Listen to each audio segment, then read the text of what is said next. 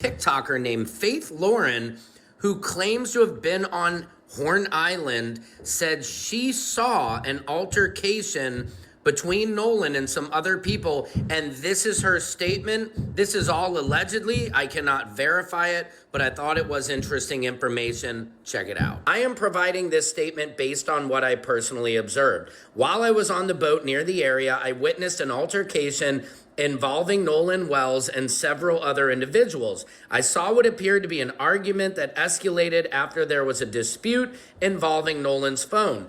I heard Nolan yelling for his phone to be returned. The argument continued after the group reached shore, and I observed a physical fight involving Nolan and multiple people. I also observed a young Nolan Wells in Mississippi, and the very public social media link to one of our players, Bart Edmiston. At no time since July 4th has we been aware in any way, shape, or form, has it come to our attention that Bart Edmiston has been a suspect, ever been a suspect, or currently is a suspect. We have no information that has ever linked him to this, okay? And so that's where that's at.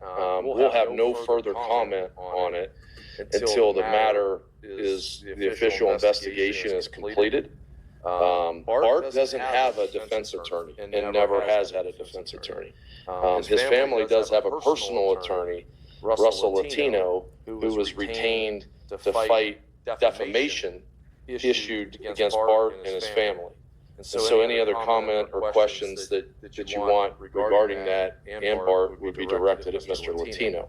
But as far as us in the program right now, again, like I said, we have had no information. Nothing has been brought to our attention that he was ever a suspect or is a suspect. What follows is not rumor, not commentary, and not a verdict.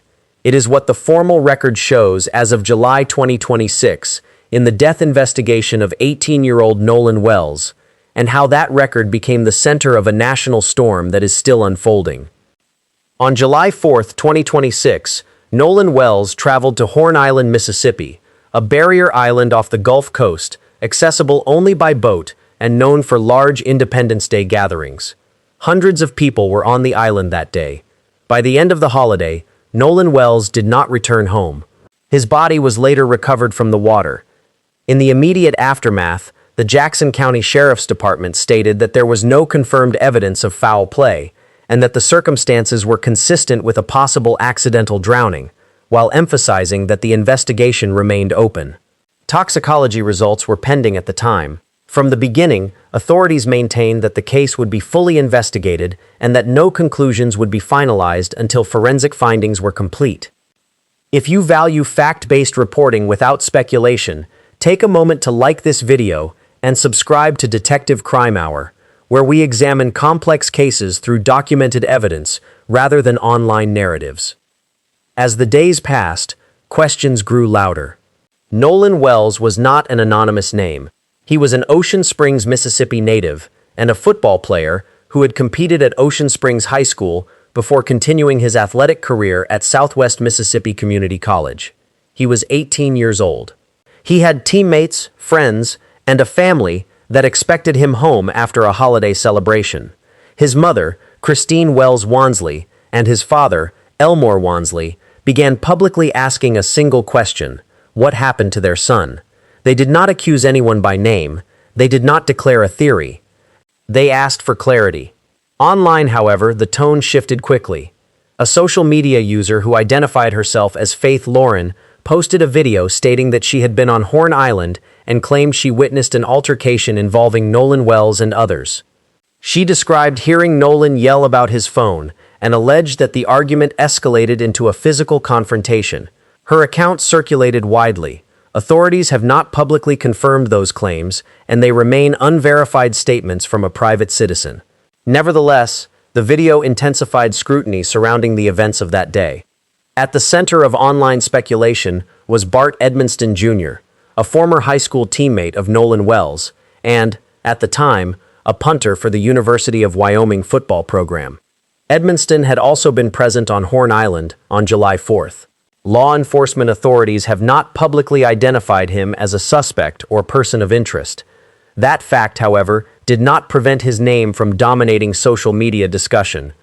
Through an attorney retained by his family, Russell Latino, Edmiston's family released a statement outlining his cooperation with investigators. According to that statement, Edmiston sat for interviews, answered questions, allowed investigators to examine his phone, shared photographs and videos, and permitted inspection of his boat and GPS device. The family stated that he did so voluntarily and without requiring warrants. They also indicated that more than 20 individuals across 2 vessels could account for his movements during parts of the day. The family's attorney publicly stated that Bart Edmiston Jr. did not kill or contribute to Nolan Wells' death. He described the accusations circulating online as false and defamatory. He also confirmed that Edmiston did not have a criminal defense attorney because he had not been charged with a crime, and that the attorney's role was limited to addressing defamation concerns. As the investigation continued, an audio recording began circulating on social media. The clip was described as dispatch audio connected to events on Horn Island. Some online users claimed that enhanced versions of the recording included phrases such as, "Is he dead?" and references to Nolan and Bart. Media outlets reported on the existence of the recording and the debate surrounding it. Edmiston's attorney stated publicly that the enhanced audio circulating online was unreliable and paired with what he described as a fabricated transcript. Law enforcement has not publicly authenticated the social media versions of that audio, and no court has ruled on its accuracy. What is documented, however, is the impact that online narratives began to have beyond comment sections. In July 2026, federal charges were filed against individuals who were not present on Horn Island and who had no confirmed personal connection to Nolan Wells. Court records show that Joseph Alfredo Vasquez Dumarce of Sacramento, California, was charged with witness tampering related to threats allegedly made in connection with the Wells investigation. He faces a potential federal sentence if convicted. Michelle Francine Edwards was also charged on similar grounds. Edward James Porter was charged after allegedly making multiple threats to witnesses, including threats of violence against them and their families. According to court documents, investigators traced the calls and messages through carrier records. These cases are separate from the cause of Nolan Wells' death and focus on alleged intimidation connected to the ongoing investigation. The emergence of federal charges marked a significant development. While no one had been charged in connection with Nolan Wells' death, individuals hundreds or thousands of miles away were facing criminal prosecution for threatening those involved in the case. Meanwhile, the official forensic process moved forward. The Mississippi State Medical Examiner completed the primary autopsy. The results, including toxicology findings, were turned over to the Jackson County District Attorney's Office. Authorities confirmed that the materials would be presented to a grand jury. Officials clarified that presenting a case to a grand jury in such circumstances is standard procedure in many counties for deaths considered unnatural or suspicious and does not automatically imply criminal conduct. The autopsy results have not been publicly released. Toxicology findings remain sealed within the legal process. At the request of the Wells family, an independent autopsy was conducted. According to public statements from the family's legal team, the independent pathologist determined that the cause and manner of death were undetermined pending further investigation. The report acknowledged limitations, including the inherent challenges of conducting a secondary examination after an initial autopsy has already been performed. Forensic experts have explained in general terms that secondary examinations can face constraints because certain tissues and findings may have been altered or documented during the first procedure. The independent report also stated that foul play could not be ruled out. That phrasing, while significant, is not equivalent to a conclusion of homicide. It reflects the absence of definitive evidence either way at the time of that examination. As these medical findings were discussed publicly, Mississippi Public Safety Commissioner Sean Tyndall issued a warning regarding a toxicology report circulating online. He stated that the document being shared was fraudulent and urged the public not to spread misinformation. The official toxicology results, he confirmed, were part of the sealed investigative file. During this period, the University of Wyoming entered the conversation. On the first day of fall camp, head football coach Jay Sovell addressed questions about Bart Edmiston. In his public remarks, he stated that at no time since July 4th had the university been aware of Edmiston being a suspect in the investigation. He added that they had no information linking him to criminal conduct and that the program would have no further comment until the investigation concluded. He also noted that Edmiston did not have a defense attorney and that the family had retained counsel for defamation issues. The coach's statement was reported widely. Supporters of Edmiston pointed to it as confirmation that authorities had not implicated him. Critics argued that a university official should not comment on an active investigation. The statement itself did not introduce new evidence, but it intensified public debate about institutional involvement and messaging. Amid the rising tensions, Edmiston's attorney sent cease and desist letters to certain social media figures, alleging that false statements were being made and that personal information, including addresses and workplace details, had been published online. Media outlets reported that the family had received a credible death threat and that law enforcement agencies, including federal authorities, were aware of the situation. On the other side of the case, civil rights attorney Ben Crump began representing the Wells family. He publicly called for a thorough and transparent investigation. He emphasized that the family sought answers and that all relevant facts should be placed before a grand jury. He also commented on the independent autopsy findings and the limitations noted within that report. In early August 2026, another development emerged. Christine Wells Wansley was notified that an anonymous complaint had been filed with the Mississippi Board of Nursing, prompting a professional review. The contents of the complaint have not been publicly detailed. Ben Crump characterized the timing as concerning and described it as an attempt to pressure a grieving mother. The Board of Nursing's review process is administrative and separate from the criminal investigation. No findings of wrongdoing have been announced. Throughout these events, Nolan Wells' parents continued to reiterate their position. They asked for answers regarding how their son went to Horn Island and did not return. They have not publicly accused a specific individual of causing his death. Their statements have centered on transparency and accountability within the investigative process. As of July 2026, no one has been charged with a crime in connection with Nolan Wells' death. The official autopsy has been completed, but its detailed findings remain within the grand jury process. The independent autopsy listed the cause and manner as undetermined pending investigation.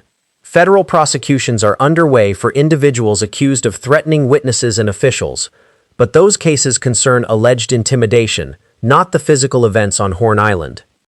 The record, as it stands, contains confirmed elements and unresolved gaps. It is confirmed that Nolan Wells was present on Horn Island on July 4, 2026. It is confirmed that he was later recovered from the water and pronounced deceased. It is confirmed that the Jackson County Sheriff's Department opened an investigation and that the state medical examiner completed an autopsy. It is confirmed that the findings were transferred to the district attorney and that a grand jury will review the materials. It is confirmed that an independent autopsy listed the cause and manner as undetermined. It is confirmed that federal charges have been filed against individuals accused of threatening participants in the investigation. It is confirmed that Mississippi's Public Safety Commissioner warned of a fraudulent toxicology report circulating online. It is confirmed that a complaint was filed with the Mississippi Board of Nursing regarding Nolan's mother. What remains unconfirmed publicly is whether Nolan Wells' death resulted from accidental drowning, criminal conduct, or another cause entirely. That determination rests within the legal process still underway. In cases like this, timelines often become distorted by emotion. Social media can accelerate narratives before forensic procedures are complete. Statements made by attorneys, public officials, and advocates can be interpreted in conflicting ways depending on perspective. Yet the core of the case remains unchanged. An 18-year-old lost his life, and the formal investigation has not yet issued a final public conclusion. For Nolan Wells' family, the passage of time does not lessen the central question. For those under scrutiny online, the absence of charges does not automatically silence suspicion. For investigators, the responsibility is to separate documented evidence from speculation and present findings within the framework of the law. As the grand jury reviews the autopsy and toxicology materials, the legal threshold will not be social media consensus or public opinion. It will be whether evidence supports criminal charges under Mississippi law. Until that determination is made, assertions of guilt or innocence beyond what authorities have stated risk outpacing the record. The death of Nolan Wells has become a focal point for broader conversations about race, accountability, and digital activism. Public figures have voiced support for the family's search for answers. Others have warned about the dangers of online accusations. Both dynamics now exist alongside an active investigation. There are, as one attorney described, multiple layers to this story. The first is the loss of a young man at the start of adulthood. The second is the national reaction that followed. Those layers intersect but are not identical. At this moment, the most significant pending event is the grand jury's review.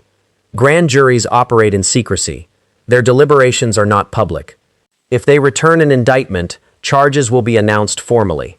If they do not, that outcome will also shape the trajectory of the case. Until then, the official posture remains that the investigation is ongoing. In recounting these events, the goal is not to minimize grief or dismiss concern. It is to distinguish between what is documented and what remains uncertain. The documented facts are substantial. They outline a holiday gathering, a tragic death, forensic examinations, legal reviews, public statements, and criminal charges related to threats. The uncertain elements concern the precise sequence of events that led to Nolan Wells entering the water and not surviving. As the legal process continues, new filings, rulings, or public statements may clarify those uncertainties. For now, the case stands at the intersection of investigation and public debate. If you want continued coverage rooted in verified information as this case develops, make sure you are subscribed to Detective Crime Hour and turn on notifications so you do not miss future updates. The story of Nolan Wells is still being written within courtrooms and investigative offices. Until those proceedings conclude, the only responsible approach is to follow the evidence where it leads, and to recognize the difference between documented fact and unproven allegation.